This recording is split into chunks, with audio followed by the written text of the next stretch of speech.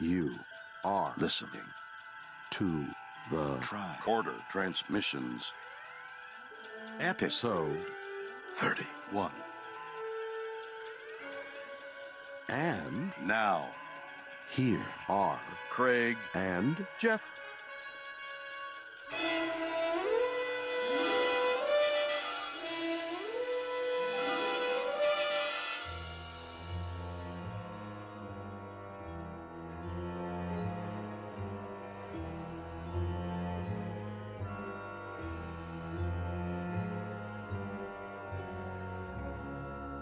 Hey everybody, and welcome back to the Tricorder Transmissions. We are your hosts, Jeff Hewlett and Craig Cohen. And today we are going to be answering a age-old Star Trek question, and one that I actually ask people all the time, and that is, who mourns for Adonais? Craig, do you mourn for Adonais? Every day. All right. Well, that's good. Another check in the yes column. So far in my entire lifetime, I think I have more yeses than nos on that. Some people kind of tilt their head when I ask, but so. I actually was really interested in what this title meant, years ago, because I kind of wondered when I was younger when I saw this. So what it actually means is who mourns for the gods. Mm-hmm. So, or who mourns for gods. So I didn't know what the word, I thought it was a character. I was wondering why the guy in the episode was Apollo, but the title mentioned Adonis. I'm like, wait a minute, was that a mess up? Shouldn't it be who mourns for Apollo? But no. So it's actually about multiple gods. So yeah. Interesting. So I'm sure most of you people out there knew that, but I just wanted to share my fascination with that. So a couple newsworthy items to talk about here, Craig. Cool. Bring 'em. Well, it looks like William Shatner quit Twitter. I saw that. I saw that today. Is it official? Yeah, it was official for maybe a day, and then he went back on it. Yeah, I saw his comeback tweet, so I must have missed the one where he quit. So what led to that? What happened? Well, it seems like he fell victim to what a lot of celebrities on the internet fall victim to, and that is the poor behavior of the general populace online. The veil of anonymity kind of emboldens people, it seems, and keyboard cowboys. Yeah, they get rude and snotty and say nasty things, and I think generally, a guy Shatner's age, what does he need to deal with stuff like that for? He's got enough on his plate. I guess he just got tired of it, and then, thought the better of it later when he realized that, Twitter's actually a pretty good way for celebrities to connect with their fan bases. I think it's probably one of the better mediums that has come along in many, many years for celebrities who actually want to use it to get their word out and talk back and forth to fans. And I was sad that when I heard he had quit, and then I was kind of happy to see that he came back. Yeah, and it's also cool that he's actually sending out his own tweets, because, there are certain celebrity accounts where it's just, a publicist or somebody, generating tweets to promote things and whatnot. So, yeah, I've seen Shatner be very, very active on Twitter, and it was clear that he was tweeting for himself, which is really cool. And I love Twitter. It's like you said, the fact that you can interact with people you admire really quickly, even if they don't, reply back or whatever. 20, 30 years ago, 10 years ago, you had to write a fan letter. Now, if you're moved by something, you jump on Twitter, you send them a quick tweet saying how much, whatever they did meant to you, your feelings on it. And, there's a pretty good chance that they read it. Mm-hmm. Yeah. Which is really, really neat. So I'm sorry I missed the drama that unfolded that led up to it. But I'm glad that William Shatner's back on Twitter. And we're on Twitter as well. Yes, we are, and in several different ways. So the show itself has a Twitter account, which is at @TTT_pod. But Craig and I both have our individual Twitter accounts, which we never really plug on the show. Mine is at @J_Benj. That's J_BENJ. That's my personal one. I don't know if you want to rattle off your personal one on air, Craig. Yeah. It's Mr. MR Craig Cohen, and that's all one word. And I'm pretty active on that, and I know the Tricorder Transmissions one is, it's fairly active, but me and Jeff, I think we're pretty active Twitterers. So I follow back as well. So yeah, I typically do too. Unless you're a spam bot, then I won't follow you back. But yeah, I think I generally check Twitter, 10, 15 times a day. On average. I don't know. I don't know about you. I do have push notifications for mentions and things, so whenever those come through, I'm always checking. But I've kind of become intertwined with Twitter a lot through the last couple of years I've been on it. So it's a great medium, and it's great to talk back and forth to people who listen to the show on Twitter. And some of our guests have Twitter accounts, so we'll talk back and forth to them as well. The Goran captain himself is on Twitter. The Horda is on Twitter. Yeah. So lots of good and that's how characters. we initially got in contact with April Hebert. Her first of many appearances on this show. Yeah, absolutely can't discount that. That was a huge find on Twitter. So looks like our latest Captain Kirk got busted for DUI. Oh no, Chris Pine? Yeah. Oh man. Chris Pine, what are you doing? So Chris Pine was in New Zealand filming his latest movie, and looks like he got popped for DUI after having a few too many at a party. And strangely, he's not the only Star Trek captain to get popped for DUI. It's a quiz question, Craig. Do you know who the other Star Trek captain was? Avery Brooks. Oh my God, you're a genius. It was Avery Brooks. I was just throwing a dart at the wall, but if I had a bet, I would have put my money down on Avery Brooks. Yeah, Avery Brooks was popped in 2012, so not that long ago. Yeah, well, I base that solely on the fact that in that William Shatner documentary, The Captain, he's completely out of his mind. Yeah, but he made that really fun to watch because he just kind of, when he starts singing. Oh, it's incredible. It's fantastic. Yeah, no, and if people haven't watched that, I'm you sure gotta we'll watch talk it about it at some point on this show when we get far enough in the future for that. But yeah, The Captains is really, really good. And I think there's an extended version of it now that they broke each captain down into individual episodes. Wow. So I guess they're extended interviews. And basically Shatner sits down and he interviews everybody who was a captain on on Star Trek. That's awesome. With the exception of like Pike. But, you've got Picard, you've got Janeway, you've got Cisco. Yeah. And Archer, Bakula, and you Archer. even got Pine. So it's pretty neat. Yeah, it's definitely cool. I'm going to have to look for the extended one. I only saw the initial release. Yeah, I haven't watched them yet, but I saw that they popped up. I think they aired on TV, and then I think I saw them on Netflix last time I looked. Oh. All right, well, I'll have to check that out and report back. That's a bummer, though, man. I hate seeing celebrities who get behind the wheel when they could hire a driver.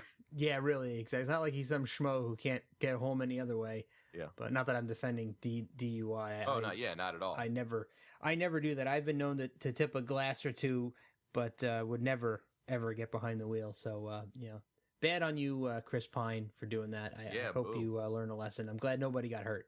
Yeah. Yeah.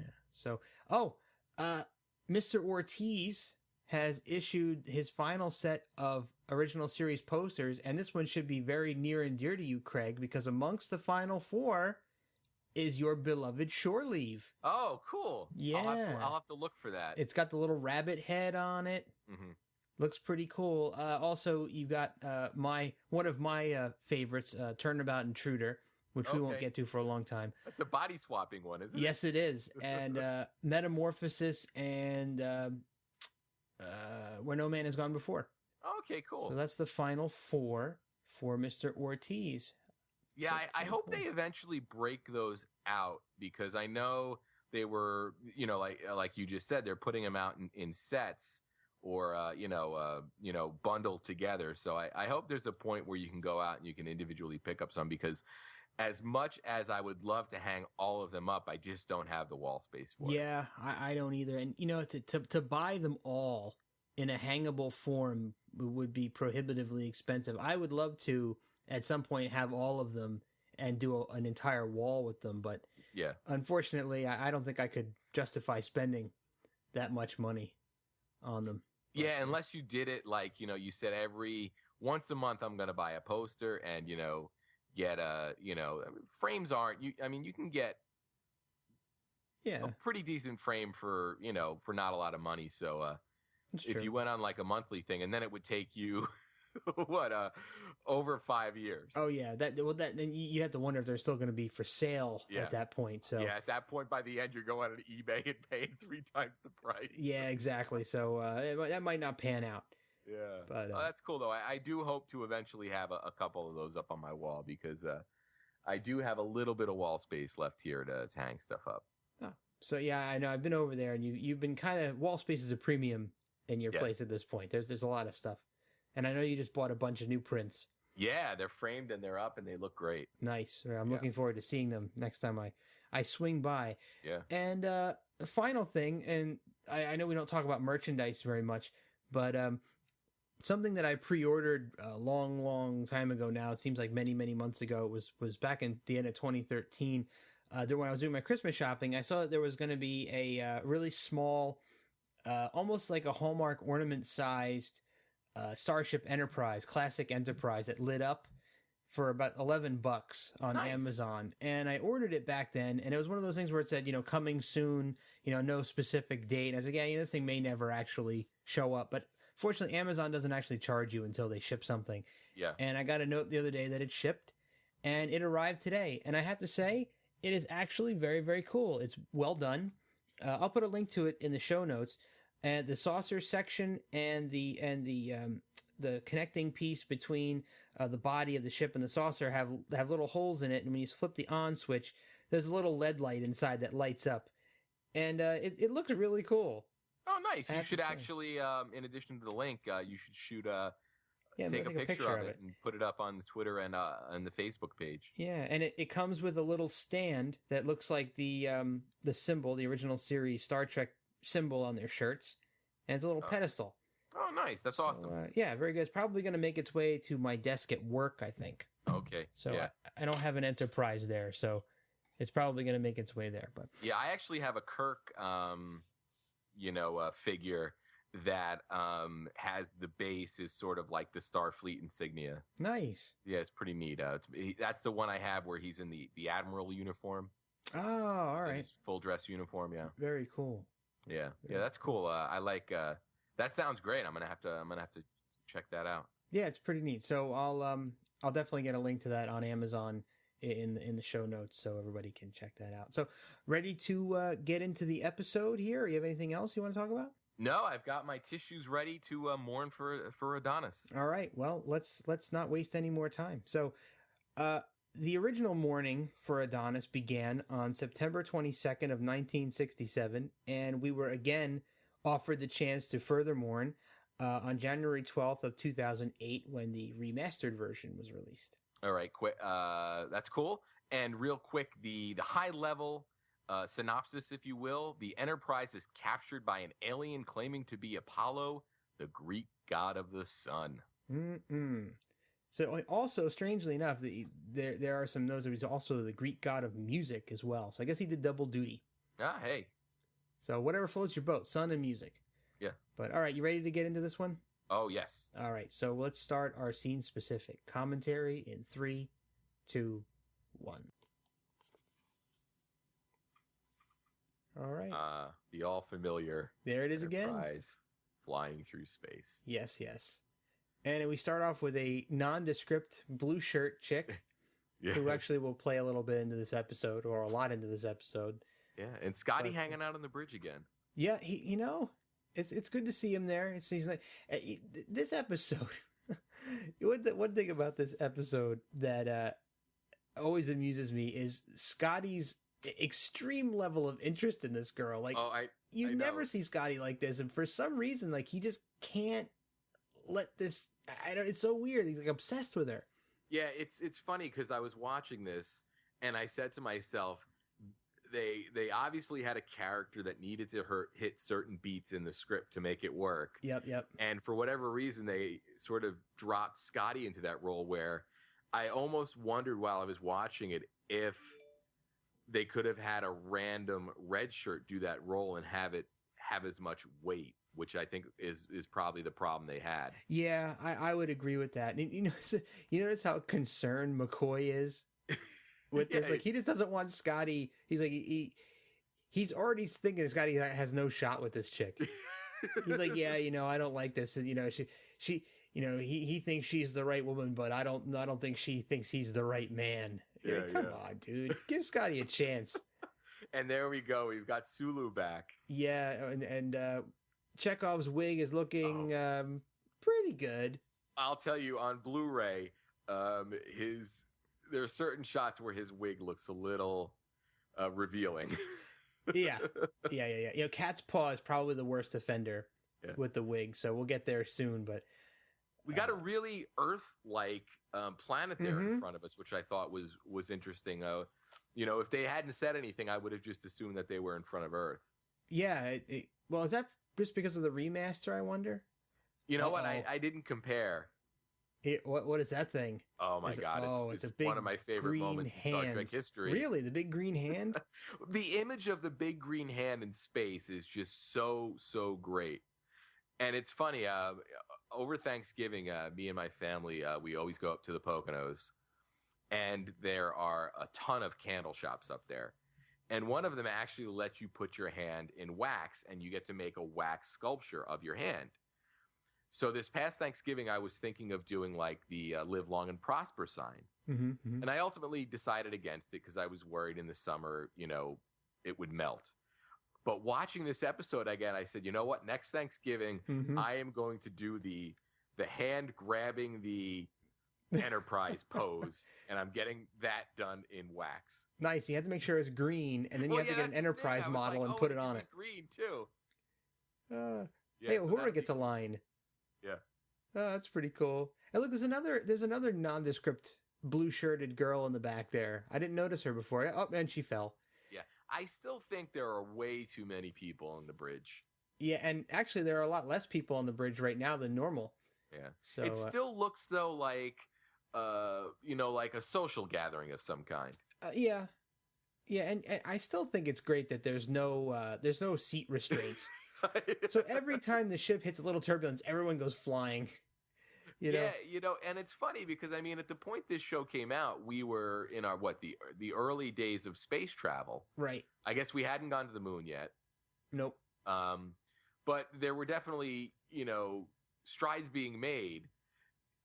So you'd imagine that if, you were looking into the technology of space travel in the late 60s, if you look at the guys that went up on the first mission to the moon, they were strapped in. Hell yeah, they were.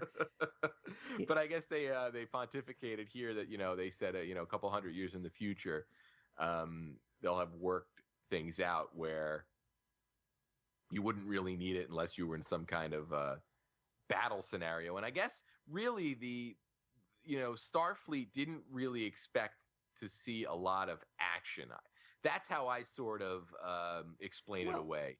They were really on exploratory missions. Yeah, but that aside, the ship can. What if you were flying through some kind of asteroid field and you had to do some evasive maneuvers? Wouldn't it make more sense to have the helmsman strapped to his seat so he doesn't fly out and then the ship goes all over the place because there's nobody flying it? Yeah.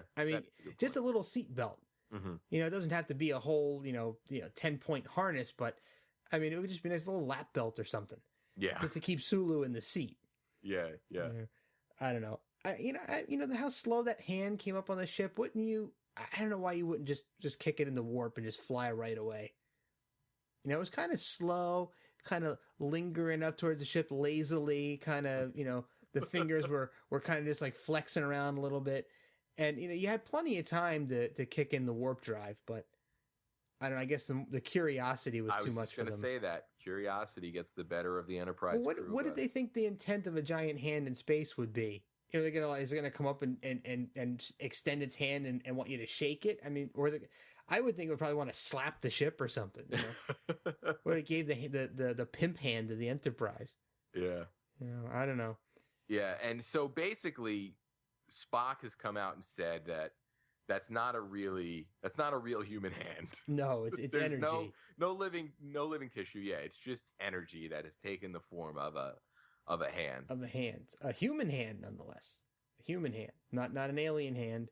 Yeah. You know, so that's an interesting thing to note. So whoever the owner of this or the creator of this energy hand is, obviously knows the human form. Yeah, it could be an Orion. Oh yeah, it's green, hand. isn't it? Yeah. Well, you know, in the original version, it was gray, the non-remastered version. So they changed the color a little bit. Ah, okay. Yeah. This had a card in the Topps trading card set, didn't it? I believe it did. Yeah. believe Okay. it. I didn't make that connection that it was a different color. Uh-oh.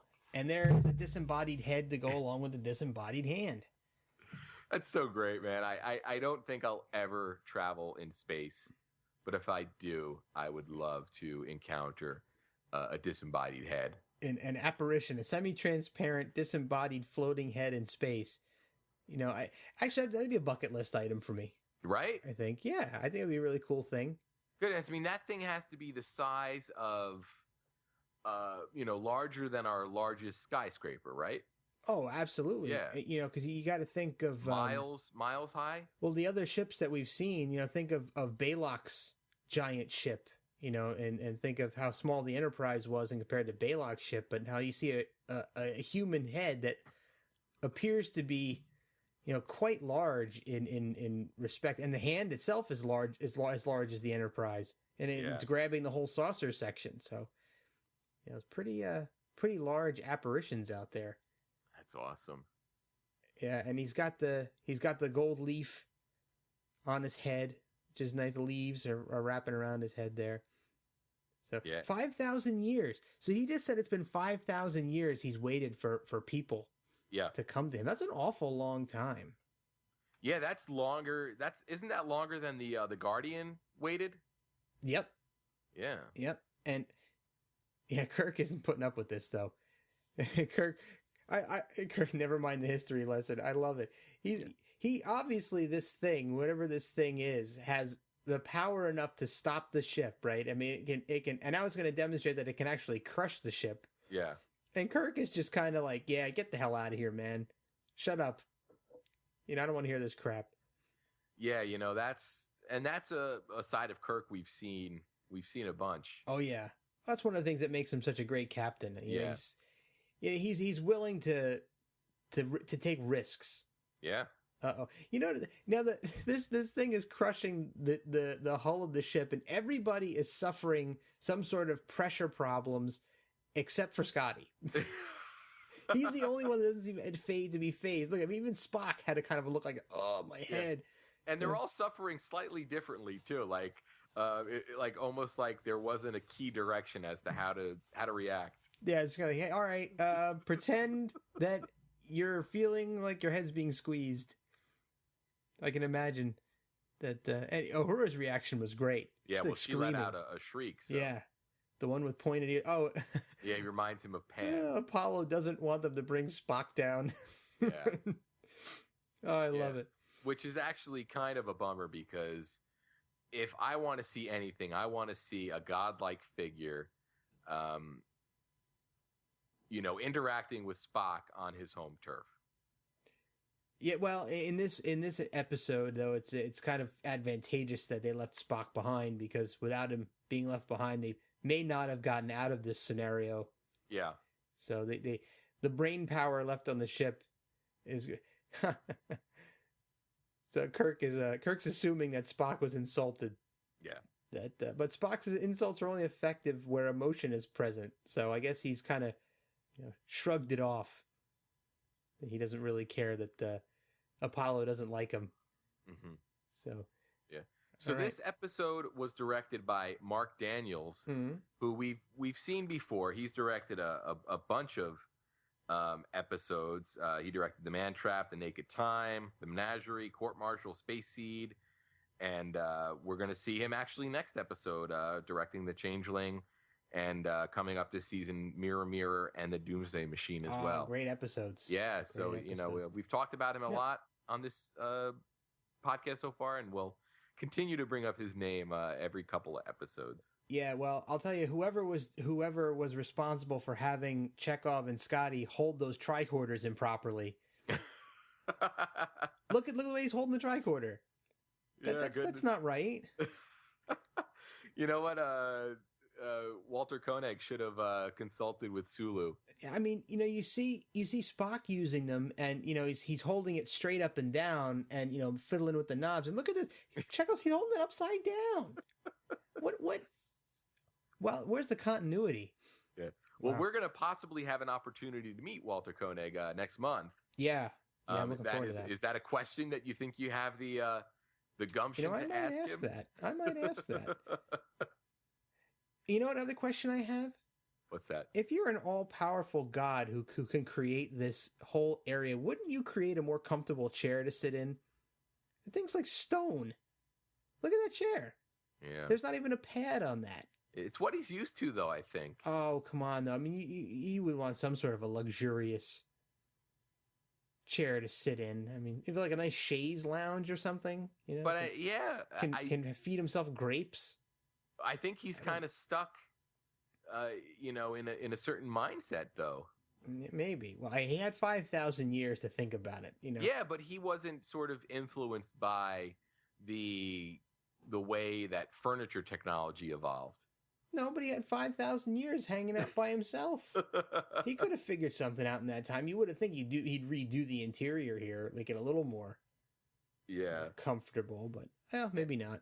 Yeah, and that's actor Michael Forrest. Mm-hmm. And he's actually pretty active doing voiceover work for anime films. Oh, all right. Yeah.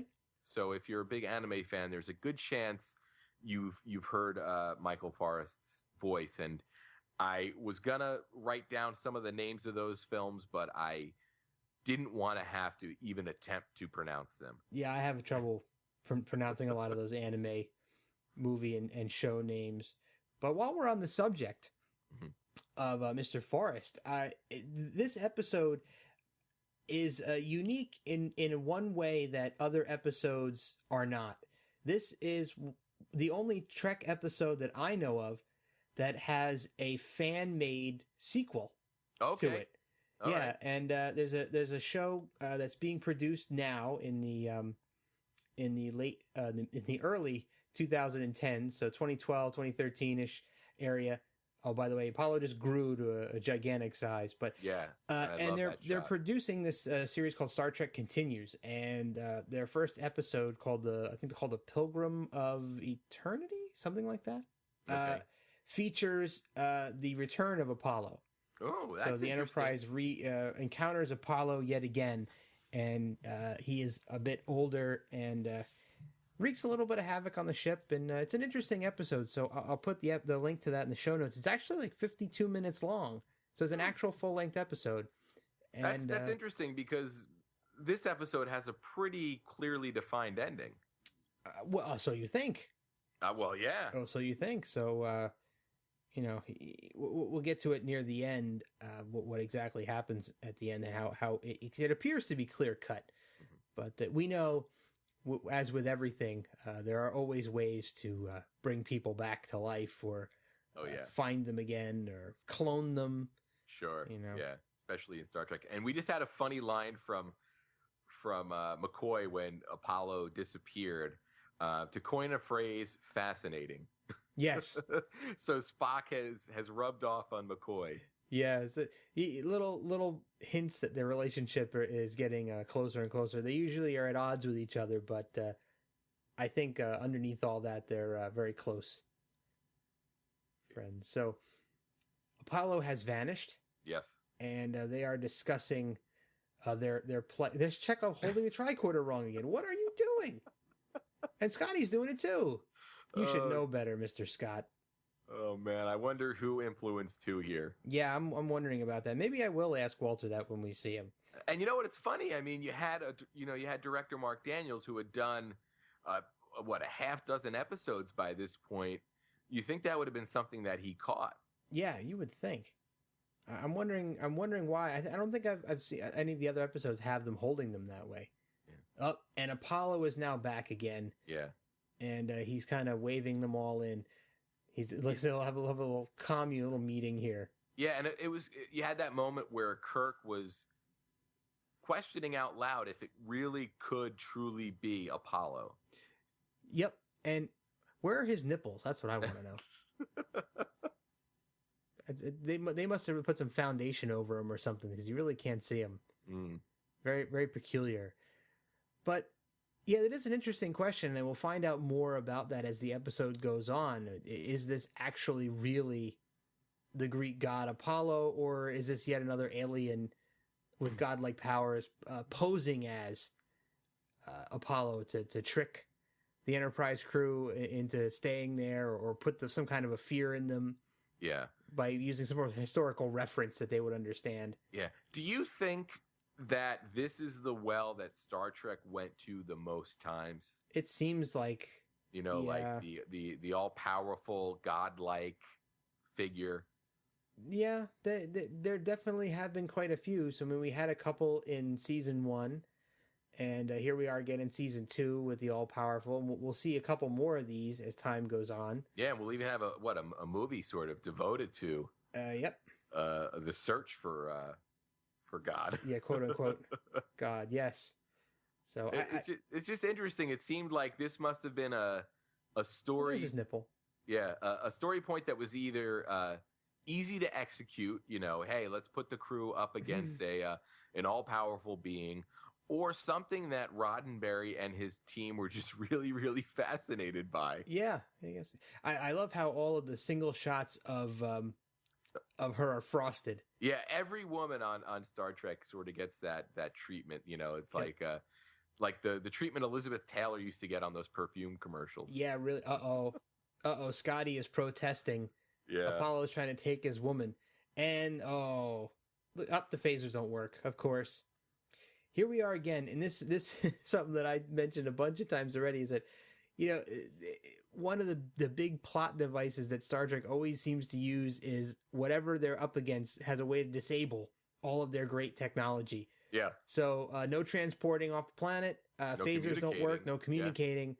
So you have all of this great stuff, and you want to have all of this great stuff, but all of that great stuff makes it really difficult to put them in tough situations unless you disable that great stuff, right? Yeah. So, yes, and of course, Apollo is going to be taking the woman that he wants. Yeah. Yeah. That is actress Leslie Parrish, who was in Little Abner in '59, and also had a known role in The Manchurian Candidate, the original version, in '62. And she was also on the Logan's Run TV show from 1977. Wow. That Scotty stunt double took a hell of a backhand there. And it won't be the last time he takes a sick bump. Yeah, the second one is even worse, and it's pretty cool how they pulled that off, because you can't really see any of the wiring or harnesses that they used to pull them across the set, but pretty cool stuff. And he gave her a new dress. Yeah, this sort of had like a shore leave feel to me. It certainly does. It's kind of a shame that they couldn't have done this on location, because it's kind of an obvious set. Yeah, it kind of works with the nature of they're in a godlike atmosphere, so you'd think it would have a little bit of a look to it that isn't quite reality. Yeah, I can see where you're going with that. I mean, you have to hand it to him, though. The set itself does look, I mean, the columns and the chairs and everything, that looks pretty nice. And they actually went so far as to have stagehands rack the trees back and forth, so it looked like there was some wind. Yeah, and we're going to get some really great, wind and darkness stuff going on later, which really, really impressed me. Yeah, yep. That's towards the end there. Yeah, and here's Kirk giving Scotty an order that Scotty's going to disobey later, and Kirk's not going to call him out on it. No. He's basically telling Scotty, listen, you don't have to defend her honor anymore. Clear any of your actions through me. Yeah, and I guess he's really looking out so Scotty doesn't get himself killed. Yeah, I guess he figures the girl is expendable in a way, but this is another plot device that seems to get used on Star Trek a lot with female characters, that they can be so easily swayed or convinced to turn on their shipmates, right? I mean, you had what's her face in Space Seed. Yeah. You had Nurse Chapel in What Are Little Girls Made Of, had that decision to make, and it seems like they kind of write women into these situations a bit on this show, and it kind of bugs me a little bit. Yeah, but in this case, I think she sort of eventually gets where she needs to be in terms of she does, having a strong character. She does, but I guess the thing that kind of bugs me is that they kind of seem to have these women always kind of fall for this male figure within 5 minutes of meeting him, and they're like in this trance, and they barely even know them, and they're so quick to jump to their side and almost turn and betray their shipmates. Yeah, and I guess that's sort of a little mirror being held up for us to sort of see what the thoughts and feelings were about women and their role in society in the late 60s. I guess so.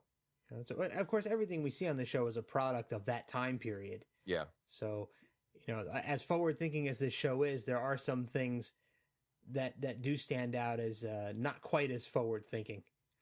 And the way they write some of the female parts. So, it kind of reminds me of that discussion we had with April, and why Edith Keeler was so different than most Star Trek female characters, was that they actually wrote her to be that kind of an independent, deep thinking female who, it is a bit different. Yeah. When you look at it, especially from what we're seeing now, what we've seen in a couple of other episodes previously. Yeah. So, I mean, this guy's just working his mojo on her, Yeah, well, we just had some, I guess, stock footage, a real on-location footage of a small body of water intercut with this set work. Yeah, so I guess they're trying to make the illusion that this is an actual, living, breathing planet. Isn't it strange that he's the only one on it? Yeah. They constantly do this in Star Trek, and they have these huge planets, and they concentrate on one little area, and there's 5 people there. Yeah. It's a gigantic place to go. I'm sure there's plenty of places to explore, but no, they kind of just hang out in one little tiny area. Yeah, and we're getting an awesome sort of speech from Apollo here. Yep. Where she asked him where the other gods are, and he explains that they weren't needed anymore. Yep. It's a really, really great speech. And Forrest does an excellent job delivering here. And oh yeah. Especially at the end of the episode. This is one of the episodes that hits a pretty high emotional note at the end for me. Yeah, he definitely sells it, I think, that he is who he said. And I like the fact that this is kind of holding you by the hand and leading you to know, it's not leaving any mystery that this is actually the Apollo who was on Earth and was the Greek god. And, the people on Earth, the Greeks did worship him and the other gods. Yeah. And it's kind of cool that we're getting this information that the rest of the crew is not getting. Right. So, yeah, it's pretty neat. And this sort of follows that whole, Hitchcock rule of, suspense versus surprise, where, the idea that you can have the audience know something and it's still effective because they're going to wonder how the people in the show or movie respond, when they discover something. So, I always sort of look and judge a lot of TV shows and movies by that, where you don't need a surprise, and suspense a lot of the times is much more effective, because that's, I think, our nature as humans. We like to watch people in scenarios where we know something that they don't. Yeah. Yeah, yeah, I definitely agree. That makes it fun, and this episode illustrates that pretty well. And another thing that I like about this episode is that they're pretty much saying in no uncertain terms that the gods that we had on Earth were actually aliens from another world. I mean, you hear a lot of people that talk about alien life and on Earth here and pontificate about gods and how God aliens help build the pyramids and things like that. So Star Trek's pretty much concurring. Yeah, but it seems like they're doing it in a way that isn't as sort of dismissive. Oh no, right? Yeah, absolutely. They're saying that these are beings that played, and at the time, obviously not in the Star Trek universe play a role anymore, but at the time this was filmed, they're showing a certain amount of reverence to the fact that there are people watching this that have a certain belief system probably, and they don't bat that down. It was probably still very, very controversial to some people. I'm sure, but I thought it was handled in a respectful manner. Sure. Whereas some of those ancient alien type shows and people tend to be a little abrasive. Uh-oh. Oh, and there's Yes, that was a hell of a hit. That was really, he flew backwards and slid across the stone ground. I mean, that was his stunt double, but it was done with a harness and a wire to violently jerk him back. Yeah, and he's lucky he didn't hit his head on that big stone structure. Yeah, it looked like he almost did. A broken neck or a broken back. Yeah. So McCoy mentioned a few minutes ago, it's an important point here, and it also plays into the follow-up sequel episode that Apollo seems to have some sort of an organ inside of his body that McCoy cannot identify. Yeah, and you know what? I don't recall ever getting a resolution for that. No. Yeah. Well, in the sequel episode, you kind of get a little bit of a explanation, or but I don't want to ruin it. So if you want to, yeah. So here it's more just like a MacGuffin. Yeah. So they are pontificating that it's what he uses or the way he's able to harness this energy to channel through himself and use these special powers. Yeah, and Chekhov just noticed that before he disappeared, Apollo looked a little spent. Yeah. So this is yet another Charlie X type scenario. Yeah, this is the only thing that really sort of bothers me about this episode is it seems to hit a lot of the same notes that they hit in Charlie X, especially a couple of minutes from now when they sort of take that, let's overwhelm him approach. Yep. And I can't imagine that Roddenberry and Kuhn and Justman didn't realize that they were hitting the same beats that they had hit already. Yeah, I'm wondering, what the justification in the writers' room was for doing this over again. When they go, you always hear about these episodes where the original scripts are different than what actually gets put to screen. And you would think that with all the changes that they make, they'd at least try to tweak some of the plots so that they don't repeat so much. Yeah. This episode, of course, is no different. There was an original script that was a little bit different, especially the ending to this episode was quite a bit different, and I think it might have actually been better. Oh, the other way. Interesting. But we'll get to it when we get there. Yeah. It would be cool. I know that the folks that publish that book, These Are the Voyages, where they're doing a behind the scenes look at each season of the show, they're giving away, and by the time we hit air, the contest will have ended. But they're giving away a signed script for the episode The Naked Time. And I know when we did our City on the Edge of Forever episode supplemental, I talked about some of the script differences, and Harlan Ellison had published his script. But I think there's probably a market out there for, even if it's in like a PDF version of some kind, where, you get an episode script, and you maybe get an introduction from the writer if they're still alive, or somebody involved in the production. And I would really enjoy going through a lot of these episodes and taking a look at the original script, or even the script that they shot from. Yeah, definitely. I agree. That would be very awesome. And maybe someday we'll get that chance. We just kind of missed a pretty significant moment in Trek history here.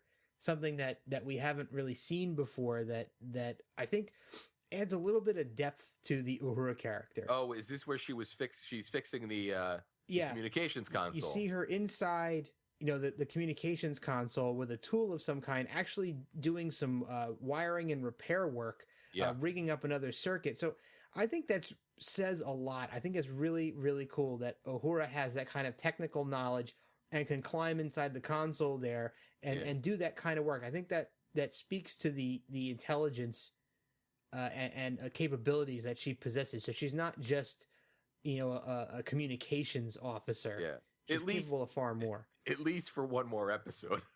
Yeah, but I think it's really cool to see that. I'm glad that they actually put that in there. Yeah, the one cool thing I really liked about that was Spock sort of rushes her along, and instead of agreeing and rushing and possibly doing sloppy work, she stands her ground and says, listen, this is really complex work, and if I do it wrong, I could do permanent damage to these, the circuitry. Yeah, and Spock backs off and actually compliments her on her abilities, which is cool. And it's funny, a lot of the smaller moments are what have me still on the fence with my vote on whether I think this is an essential episode or not. Well, we'll cross that bridge when we come to it. But I think another interesting thing to note here is that Spock has been left in charge of the Enterprise, and it seems he's learned a lot since the Galileo 7. Yes. He's doing a great job of being in command. He's being pretty stern with his orders, but he's understanding that things take time, but he's at the same time he's letting people play to their own strengths. Yeah. He's got Sulu doing some work, he's got Uhura doing some work, and he's letting everybody do their thing and contribute and being a great director. Mm-hmm. Yeah. And here we had sort of the Charlie X let's overwhelm him scenario going into effect until the female crew member steps in and sort of throws a monkey wrench into their plan. Yeah, oops. I thought was kind of weird, though, is Apollo is so quick to settle on this chick. I mean, he hasn't even seen any other women on the ship yet. Yeah, you think he would demand sort of a lineup. Yeah, really. I mean, later on, he's gonna say, he's gonna tell him to prepare to bring down the rest of the crew, and they're gonna dismantle the ships to build shelters and supplies, and he's gonna have, at that point, he would have, I mean, a huge amount of women. Yeah, but I'm not way up on my Greek mythology, but like, a god like Zeus, he had multiple partners. True. So I think Apollo's just, he's probably, working the numbers game, and he's like, hey, line them up and I'll knock them down. Yeah. Well, I would feel pretty bad for her then, because, she's kind of like the I saw you first woman. And then, he may be tempted to try out or sample many of the other, did you see the look that she gave Kirk as they faded away there? Yeah. Like that GTFO, Captain Kirk. Yeah, yeah. I got mine. Yeah. If I'm watching this episode for the first time, I'm a little nervous for the crew. Oh, I'm definitely nervous for the crew, because even though she just stepped in to try to save them, she's still quick to run back to his side and hold his hand and go off with him. But pay attention to all of these times that they go off alone together, and we'll talk about the original ending of the script. Oh, okay, cool. Yeah. Some interesting things are supposedly happening while they're off together doing things. Cool. So there's that frosted shot again with the light, and her eyes are sparkling. Yeah. Yeah, great stuff. Yeah, we're getting Apollo describing how great to live under his rule. Yeah, he's going to be a very loving guy, and he's going to give them everything they've ever wanted, minus technology. They're going to have to herd sheep and, milk cows. Yeah. But he's also selling her on the idea that she'll ultimately be a goddess. Yep. He's offering her this high position in this society he's going to put together. But what I question, if he's capable of manifesting all this stuff and creating food and furniture and all of that stuff, why does he need them to farm things? Can he just make it all appear? Like, why do they have to toil and work like that? I think that's more a ways to keep them submissive. I guess so. Yeah. Uh-oh. And she's come back on her own. Yeah. And uh-oh.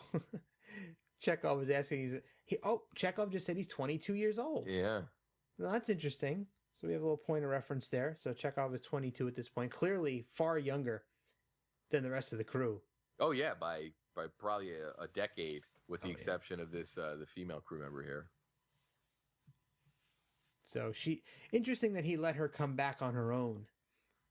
And now Kirk is kind of taking her off to the side, but still well within earshot of Scotty, who we already know has a he's probably having even more of a problem now that she's in this outfit. Yeah. This guy's like, oh man, all I could see was leg before. Now I can see the rest. Yeah, although I'm sure this is something that Scotty sort of committed to his memory banks, if you will. Oh, for sure. So Kirk is now laying down the law to her. It's time to come down from Mount Olympus. You got work to do. Yeah, he's basically laying out, that she's a Starfleet officer here. And how is she's like so incredulous that he's asking her to actually do her job. And she says she loves him. Come on, dude. You've been there for half an hour. Terrible. It is Apollo, though, in all fairness. Oh, come on, man. That doesn't make a difference. That's just terrible. That's just terrible. But here we have Kirk planting the seeds that ultimately, save the day at the end.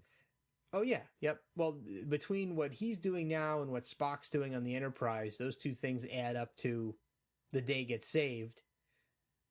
But I think it would, without either half, the day wouldn't have been saved. So they need her to piss off Apollo, but they also need Spock to blow up that temple, which is the source of his power. So, if they stayed there and Spock never blew up the temple, then his power would still be more than enough to keep them there. Yeah, and I love this moment here where he asks Carolyn to grab his hand and says, "You feel that this is human flesh against human flesh. That is something you'll never feel with Apollo." Yep. Another moving Kirk speech. He's really good at these. Yeah. Really good at these. And Shatner was great at delivering these too. So convincing. Yeah. It's a really great speech where he's basically, spelling out that the bond between human beings is really a bond that can't be broken. Mm. The curious thing that makes it into the fan generated sequel to this is Scotty's disdain for Apollo. So wow. Scotty's very very anti in the sequel, and it's James Doohan's son playing Scotty in that fan sequel. So yeah. Now, how far? It's only supposed to be a couple of years. Yeah. Between okay. I was going to say that, if you went 40 plus some odd years, their memory of this encounter might not be as sharp, but no, it's only a couple of years difference. Yeah. It's supposed to be what? The remaining years of their 5-year voyage? Yeah, well, I thought the animated series was that, but I guess... But I think that fan series kind of dismisses the animated series. Yeah. Yeah. Yeah. Well, I know they get into that whole canon argument again, where the animated series isn't canon. But Roddenberry wasn't even sure if he wanted that to be canon. Yeah. Well, It's canon. I agree, it's canon. For our purposes, it's canon. Yeah, it was broadcast on television. It's canon. Well, so was the Star Wars Holiday Special. Well, that's canon too. Well, I don't even want to get into this because there are different levels of canon in the Star Wars universe that'll make you go cross-eyed and will probably give you a severe headache. Let's not go Star Wars in our Star Trek show. So now we're back in communication with the Enterprise. So Uhura's work was successful. She was able to get communication back.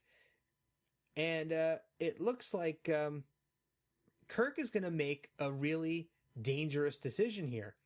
He's going to tell Spock that he has to fire the ship's phasers on that temple while they're in very close proximity to it. So, potentially sacrificing himself. Yeah. And the rest of the away team to destroy Apollo or to destroy his power. And I thought it was kind of funny that, Kirk doesn't tell the rest of the team to run away from that spot. I guess he wants to try to piss off Apollo again and get him to weaken. But, I thought that maybe he would be, bold and try to do it by himself. Yeah. He's usually that kind of guy where he's going to send everybody else away to safety while he, puts his life on the line. Yeah. I think it also boils down to ultimately that sort of Wrath of Khan, the needs of the many outweigh the needs of the few. Yep. Not the one in this case. And, Kirk's ultimate goal is to get the Enterprise free. And if it means the death of a landing party or away team, so be it. Yeah, so be it. It's a scary thought, and it would make the idea of any time you beam down to a planet probably very, very frightening. Yeah, for sure. Oh, she's doing a really good job of dumping Apollo here. Yeah. She's basically running the play that Kirk called for her. Yep, you can see she's having trouble with it too. Yeah. As little, not a lot of time went by, but right. I kind of buy that she developed some feelings for him. Yeah, I don't know. And here we go with the great wind and lightning. Yeah, it's great for an indoor set. Great effects. And we get some really, this is the end sequence of this episode really hit some emotional notes for me. And, it's a combination, I think, of the photography, the acting, the music. It's just a really, really well done piece of drama. Yeah, I definitely agree. And it's another, high point for me in terms of, Star Trek being able to emotionally move you. And Scotty, once again, way too worried about her. I mean, how quick he is to forget. Now, wait a minute. Here, I have a question for you. Yeah. What is Apollo doing to her here? What is he doing? Yeah, she's fallen down. He's giving her these weird. It's like this apparition giving her weird looks. What did he do to her? What's he doing? She's screaming. He's getting closer and closer, ominously closer. Yeah, I'm afraid of what he's doing. Oof. Yeah, I don't even want to. That's not something that I want to think about. Yeah. But I guess now is a good time to mention what the original ending was. Oh, yes. In the original script. So in the original ending, when they get back up to the ship, McCoy examines Carolyn to find out that she is pregnant. Oh, so she's holding a demigod. Yes, she's got Apollo's child inside of her.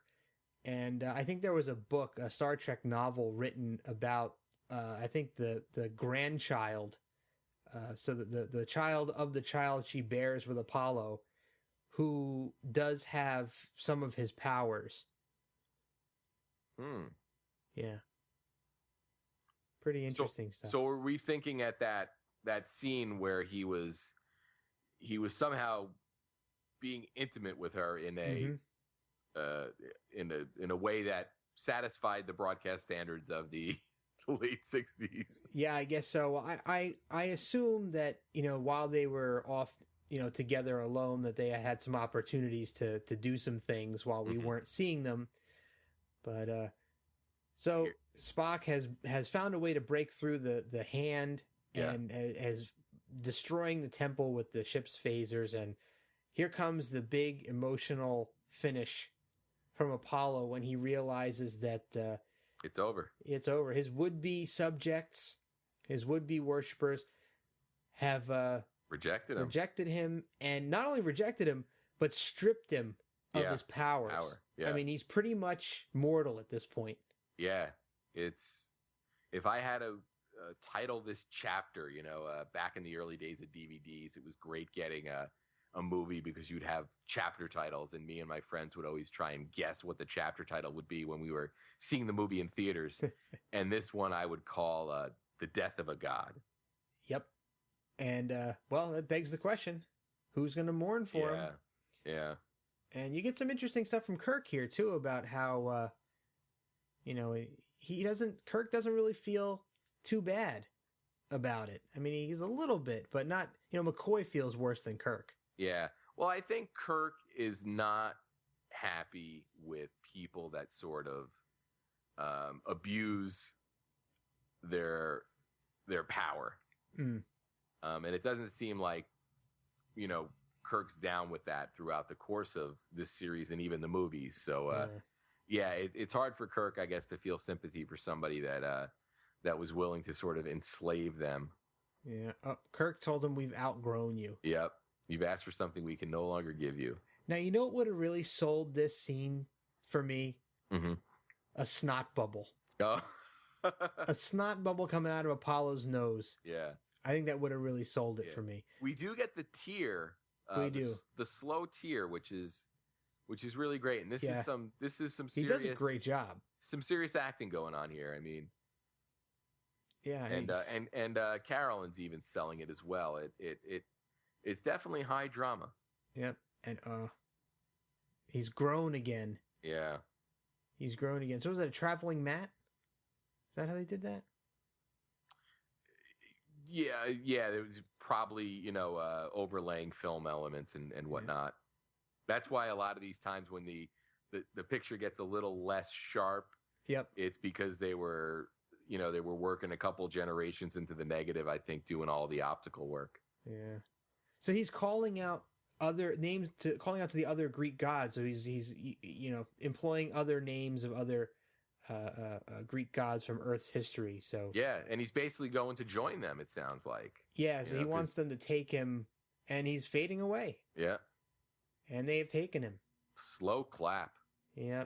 Well, he tried. He gave it his best. Yeah. He waited for people to get to him, and he didn't really learn much in 5,000 years, but, I guess he tried the old methods again and didn't work. Yeah. I'll tell you this, though. He stayed in shape. He definitely did. He committed to whatever diet and exercise routine he had maintained. And I'll tell you, I would think 500, 700, 1,000 years into it, I would probably lose my resolve, and I would probably let myself go. Yeah, I probably would too. But I think there's a Gold's Gym just out of frame. All right, so this is the end of the episode. I guess it's time for us to give our essential votes. Mr. Cohen, since you were on the fence, are you any closer now? I think so. And as much as I enjoy this episode, removed from any other Star Trek episode, if I just look at it from, this is the first episode that deals with the crew dealing with a godlike figure. It's really enjoyable. It's an episode that I really, really enjoyed watching, and I enjoyed talking about it. I just don't think there's enough on display here to have this be essential for me. The only thing that really, really would weigh it towards essential for me would be that Uhura moment where she shows a little bit of technical prowess when it comes to, performing a duty above and beyond her normal communications work. But for me, I don't think there's anything here that we see that any of the other characters just don't already display in another episode that we've watched already. So unless you convince me otherwise, I'm going to say non-essential. All right. Well, I'm going to agree with you. I definitely am on the non-essential side for this. Mostly the same reasons. Very, very similar to Charlie X and Trelane. So you've got the godlike character again, or this one actually was a god of sorts. And, you do have some really good Spock stuff in there. You've got that a little reveal about Uhura, really great Kirk stuff. But, I think that this episode kind of takes Scotty a step back. I don't think that... I think this is a very bizarre episode for Scotty, who's usually really cool under pressure. Yeah. And he just kind of falls apart all through this episode. Like, he can't even control himself. So I don't think this is a great episode for Scotty, and it almost kind of it can, I don't want to say taints the character somewhat, but it definitely paints him in a light that I don't think any other episode ever painted him in. Yeah. So definitely a non-essential. So our first double non-essential for season 2. Yeah, and it's always hard for these because some of the episodes that we deem non-essential are really entertaining episodes. Yeah, I know, but you got to have some rules. If you're gonna call an episode essential, and we're based on our own criteria that we've set up. Yeah. Obviously not every episode can be essential, and just because we like it isn't necessarily a good enough reason in our criteria. Yeah. To call it an essential episode. So if you don't learn anything new about anything significantly new, no villains, nothing of that nature. So nothing I can really latch on to besides that one Uhura moment. So yeah, definitely not essential, unfortunately. All right. So I guess that brings us to the end, huh? Yes, sir. So we will be returning next week with episode 32, The Changeling. And as always, you can find us on Facebook at Facebook/The Tricorder Transmissions, on the web at thetricordertransmissions.com, and Twitter at TTT_pod. Any closing thoughts, Craig? No, I just would like to say again that I really, really enjoyed talking this episode with you. Yeah, it was a great conversation. So looking forward to next week's The Changeling. I will see you then. Take it easy.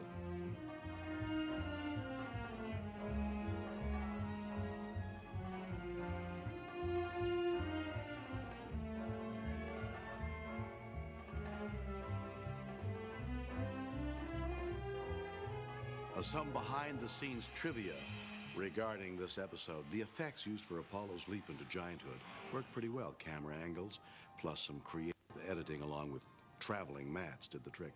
Also, the gown designed for actress Leslie Parrish was so skimpy that it had to be held on with nothing more than double-faced tape.